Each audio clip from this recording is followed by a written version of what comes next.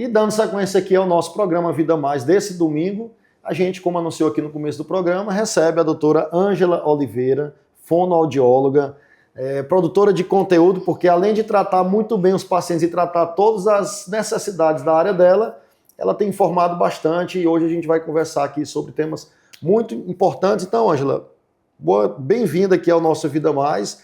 E antes de mais nada, se apresenta aqui pra gente, você que é fonoaudióloga, como eu falei, mas como é que foi a formação e como que você ajuda as pessoas hoje? Boa tarde. É uma felicidade estar aqui hoje com o Joserlano, porque a gente tem uma amizade, né, de longa data. Muito tempo. Iniciada com o pai dele. Que é o nome dessa sala aqui, não sei se você percebeu quando entrou. Percebi. Sala Professor José Nunes. José Nunes. A minha impressão é que sempre ele está aqui com a gente, Isso, de fato. Tá. Né, ele é uma presença constante. Né? E como professor, um profissional da voz. Então, eu sou fonoaudióloga, já atuo há mais de 25 anos. É um tempo longo já de carreira, então eu tenho muita experiência. E essa experiência, ela me traz um certo conforto quando eu vou falar a respeito de algo que eu gosto demais de fazer, que é cuidar da voz e da deglutição. São duas áreas que eu trabalho. Eu me formei em Fortaleza, na Unifor, e me especializei em São Paulo, também no Rio Grande do Sul, e trouxe para cá um exame chamado videofuroscopia da deglutição, que a gente realiza numa clínica de imagem radiológica, e ele avalia toda a deglutição, todas as fases da deglutição em tempo real. Então o paciente está comendo e a gente avaliando e vendo em que fase da deglutição ele encontra um desafio. Então é isso, eu sou amante da voz e da deglutição. E que é extremamente comum, Ângela. Essa semana mesmo um paciente que veio me procurar aqui para fazer um check-up, mas a queixa principal dele era dizendo que para tomar líquidos ele estava tendo dificuldade. A gente vai já falar aqui sobre tratamento de obesidade, mas eu já vou até puxar esse gancho aqui. Quais os principais motivos de dificuldade de deglutição, doutora Ângela? Atualmente, nós temos pessoas que nos procuram principalmente por doenças neurológicas. Então, são pacientes acometidos de, principalmente, o do AVC, né, que é o derrame popularmente conhecido. E quando o paciente é acometido de um AVE, né, de um acidente vascular isquêmico, pode ser isquêmico ou hemorrágico, uma das áreas que é acometida é a área da deglutição. Então, também pacientes de Parkinson, pacientes com Alzheimer, pacientes com doenças como a ELA, que é a esclerose lateral amiotrófica, a esclerose múltipla. Então, são pacientes muito acometidos de doenças relacionadas à deglutição, que a gente comumente chama de disfagia. E, além disso, a gente tem também recém-nascidos, a prematuridade, síndromes, e mesmo engasgos que vão acontecendo a partir do envelhecimento. O próprio envelhecimento já leva a desafios na deglutição, que a gente chama de presbifagia. Ainda é comum doença de Chagas e aquele megaesôfago, aquela dificuldade, às vezes pode até engolir. A gente sabe que no nosso estado, sobretudo no interior, em algumas cidades, é bem marcada a presença ainda do barbeiro, propriamente dito, da própria afecção da doença de Chagas, e o quanto que isso pode afetar o intestino, o próprio coração. Inclusive, eu acho que esse caso especificamente é um paciente que tem insuficiência cardíaca, e uma das investigações que a gente está fazendo é essa também. Mas ainda é comum no dia a dia aqui na nossa região, um paciente que vem com dificuldade de engolir e que tem como diagnóstico uma doença de Chagas? Eu já tive 2 casos, que a gente fez o diagnóstico justamente na videofuroscopia. Então, aí a gente chama de uma disfagia baixa, uma disfagia esofágica. Então, a demanda do paciente vai estar no esôfago que está grande, vamos dizer assim, para ficar mais fácil, né, das pessoas entenderem. Fica acúmulo de alimento dentro do esôfago. E isso pode trazer repercussão também alta. Esse paciente sente desconforto retroesternal, então ele sente como se tivesse comida parada no meio do peito. Ele fala assim, tem comida parada aqui, né? E ele aponta para a região, ou às vezes parada aqui. Então ele sente esse incômodo e vai deixando de se alimentar, vai perdendo peso, vai ficando desnutrido, desidratado, e isso é uma situação grave. Então ele precisa de cuidados, e quando a gente encontra ali o motivo, né, a situação tem tratamento, né? Tudo a gente vai encontrar uma linha de tratamento. Que bom, então. Mas assim, hoje é muito comum, e foi um dos motivos aqui da nossa entrevista também, o uso dos tratamentos para obesidade, eles têm tido um avanço rápido e talvez ainda como uma melhor notícia, com bons resultados, né? O tratamento da obesidade, hoje a gente tem tido excelentes resultados além do próprio da perda de peso inicialmente, mas diminuindo todos os outros fatores de risco que levam às principais doenças, as principais causas de mortalidade no mundo. E uma coisa chamou a atenção, porque a gente ainda está aprendendo todos os impactos disso. E na sua área especificamente, você tem chamado a atenção da gente, da sociedade como um todo, do impacto do tratamento anti-obesidade na voz. Como é que é exatamente isso, doutora Ângela? Conta aí pra gente. Quando eu fiz o post essa semana, muita gente entrou em contato comigo, né, e falava isso. Nossa, eu não sabia disso, eu não tinha feito essa ligação ainda, que interessante. Então, muita gente me mandou mensagem a respeito. Quando a gente fala sobre esses medicamentos para emagrecimento, eles, atualmente, o papel fundamental deles é manter aquele alimento muito tempo no estômago, né? Então, aumentando a saciedade. Então, esse paciente não vai sentir fome logo, vai demorar mais tempo. E, assim, eu fiz alguns estudos, a gente vê que esse tempo alonga. Por exemplo, se você não estiver tomando a medicação, você vai fazer a digestão da carne em 4 horas, mas se estiver tomando a medicação, vai fazer a digestão da carne em 7 horas. Então, é muito tempo. E o que acontece? Esses alimentos, eles podem gerar muita gase, aumentar o desconforto gástrico e aí causar um relaxamento também do esfíncter esofágico inferior, gerando refluxo.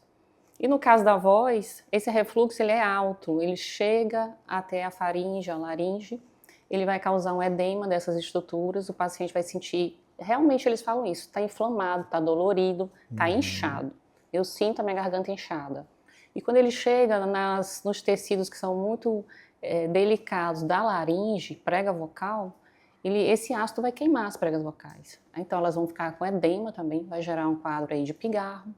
Esse pigarro vai gerando cada vez mais atrito de uma prega vocal com a outra e o paciente começa a pigarrear mais, vai produzindo mais muco, porque a prega vocal, quando ela é lesionada, ela começa a produzir mais muco para se proteger.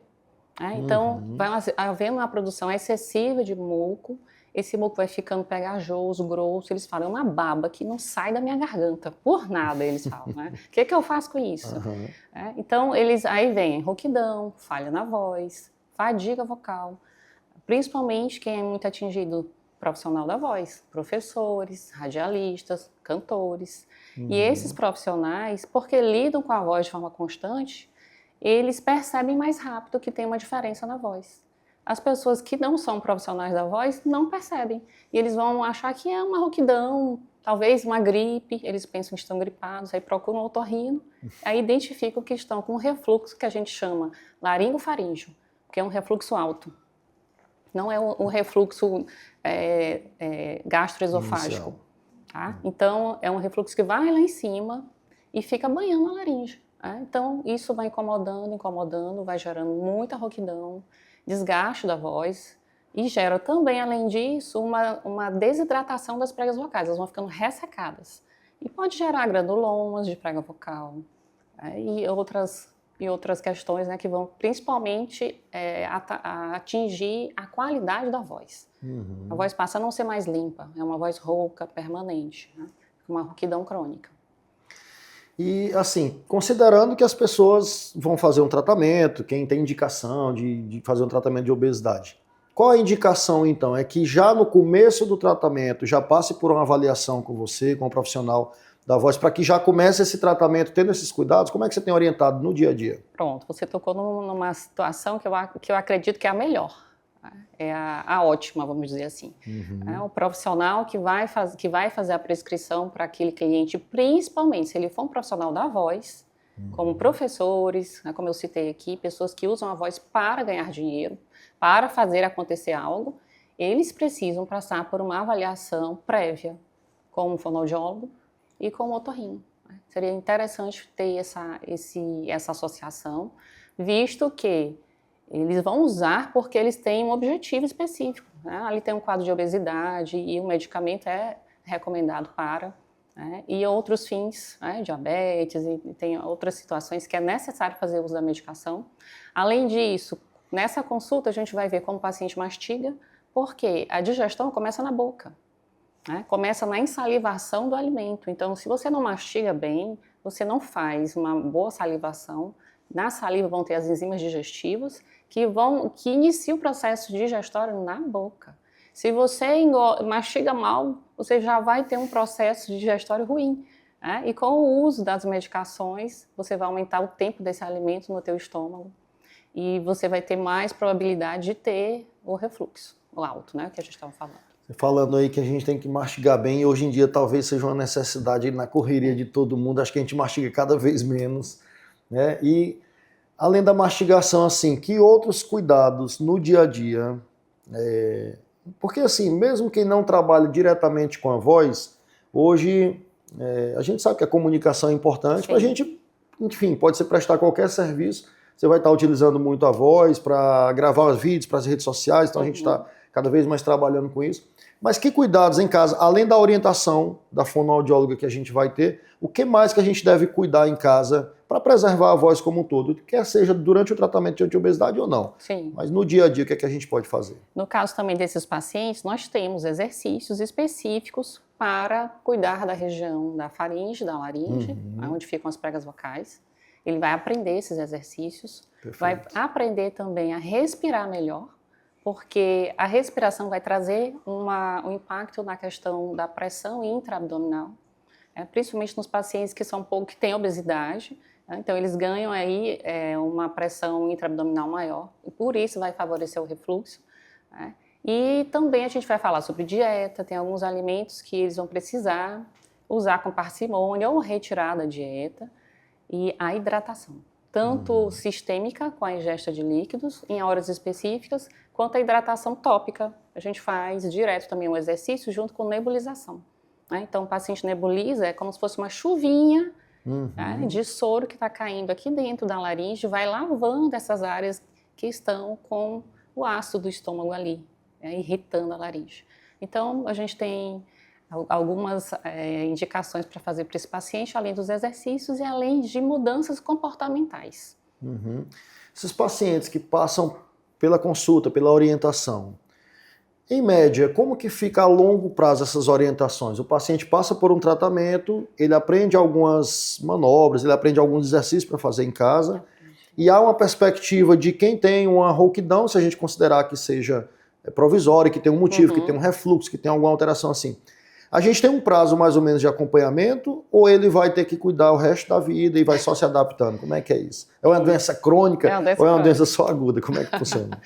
Olha, enquanto ele estiver fazendo uso da medicação, ele vai ter um período de adaptação. O próprio médico que fez a prescrição pode, uma das orientações que a gente faz, reduzir a dose enquanto ele passa pelo processo de adaptação. Porque o corpo vai se adaptar, né? Então vai ter o processo de adaptação. Mas quando a gente fala de fonoterapia para a voz, nosso principal objetivo é fazer o paciente ou a pessoa que está ali buscando a nossa ajuda entender como usar a voz de forma correta, aprender a usar a sua voz, aprender sobre anatomia vocal, porque as pessoas não sabem.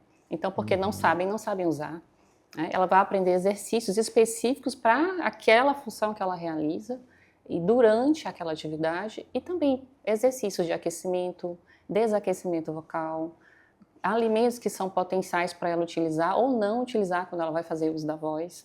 Ela não vai ficar totalmente dependente do profissional, mas ela vai precisar sempre retornar quando ela for uma profissional da voz ou ela tem uma doença que exige esse retorno, como são os nódulos vocais, os pólipos vocais, a depender cisto. Tem paciente que não quer operar, vai ficar com cisto de prega vocal, é profissional da voz e a gente fica acompanhando esse paciente, né, para que ele não piore e nem precise passar por uma cirurgia. Perfeito, Ângela. Que bom lhe receber aqui, né, lhe rever pessoalmente, né, e sei que realmente a toda a sua família a gente tem um carinho muito grande e poder estar lhe acompanhando nas redes sociais, tendo dicas, tendo informações, compartilhando com os nossos pacientes também. Tem aqui no Vida Mais como uma extensão também para que a gente possa falar de outros temas, mas para quem quiser lhe acompanhar, fala o seu perfil do Instagram, para quem quiser marcar uma consulta, aonde você atende, como é que faz para lhe encontrar? Pronto. Eu atendo, a minha clínica é a Fonar, essa clínica fica no edifício Med Jockey, na Avenida Senador Área Leão, 1480. Lá nós temos uma atendente que está lá à disposição de vocês. O nosso contato é o 3221-8737. E também no meu Instagram, que é Ângela Oliveira _fono. Vocês vão me encontrar lá falando sobre voz, sobre deglutição, sobre fala e trazendo para vocês aí o que a gente tem de novidade, né, e de importância para você cuidar bem da sua comunicação. Perfeito, obrigado, doutora Ângela, e espero que a gente possa lhe receber aqui em outras oportunidades. Eu que agradeço.